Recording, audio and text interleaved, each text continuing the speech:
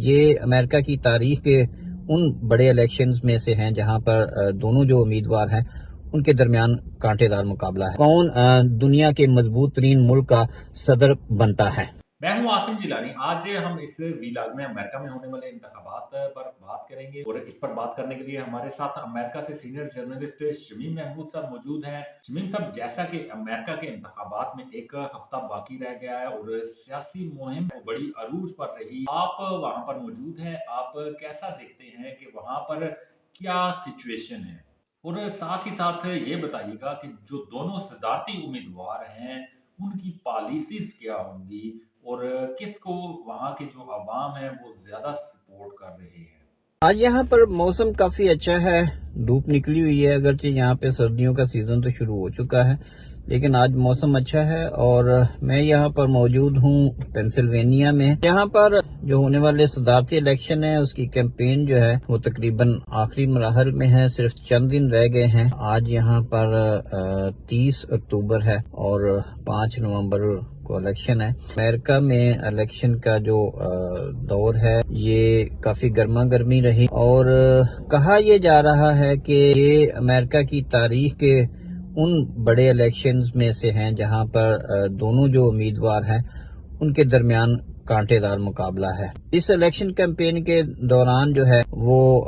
سابق صدر Donald Trump اور وائس پریزیڈنٹ ہیں کملا ہیرس، ان دونوں نے بھرپور جو ہے وہ ایک دوسرے کے خلاف الزامات بھی لگائے اور اس کیمپین کو وہ لے کر چلتے رہے ہیں۔ آپ کو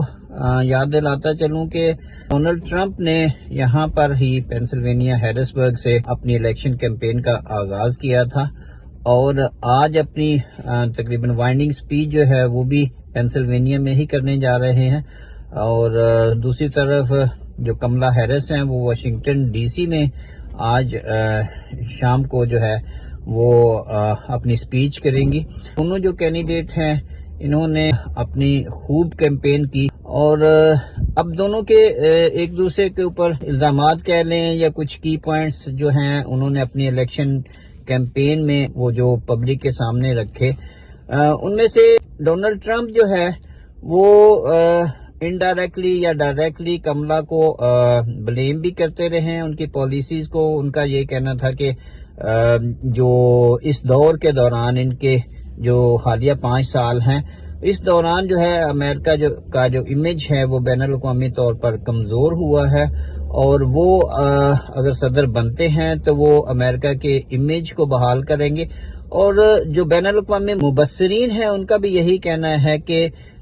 ڈونلڈ ٹرمپ کی جو کی پوائنٹس ہے پالیسیز میں، ان میں ایک خارجہ پالیسی ہے اور اکنامک جو زون ہے اس کو بھی لے کر ایک پازیٹیو جو امپیکٹ جو ہے وہ ہو سکتا ہے۔ اور اس طرح سے لے کے دوسری جانب جو ہے کملا ہیرس جو ہے وہ یہ الزام لگا رہی ہیں کہ ڈونلڈ ٹرمپ جو ہے وہ اگر صدر بنتے ہیں تو وہ امیر امرا کے لیے رعایت کریں گے اور ان کے صدر ہوں گے، جبکہ میں اگر صدر بنتی ہوں تو میں غریبوں کے لیے جو ہے وہ مراعات لے کے آؤں گی، جو گروسری ہے وہ سستی کریں گے، یا جو غریب ہیں ان کے لیے ٹیکس کی چھوٹ لے کے رہیں گے۔ تو اس طرح کی بعض پالیسیز جو ہیں وہ اپنے ووٹرز کو، اپنے سپورٹرز کو وہ دے رہی ہیں۔ تو کہنے کا مقصد یہ کہ دونوں جو کینڈیڈیٹس ہیں ان کی الیکشن کیمپین کافی ٹف رہی ہے اور بڑا کانٹے دار مقابلہ ہے۔ حتمی طور پر تو کچھ نہیں کہا جا سکتا، بعض جو پولنگز ہیں ان میں کئی سٹیٹس جو ہیں ان میں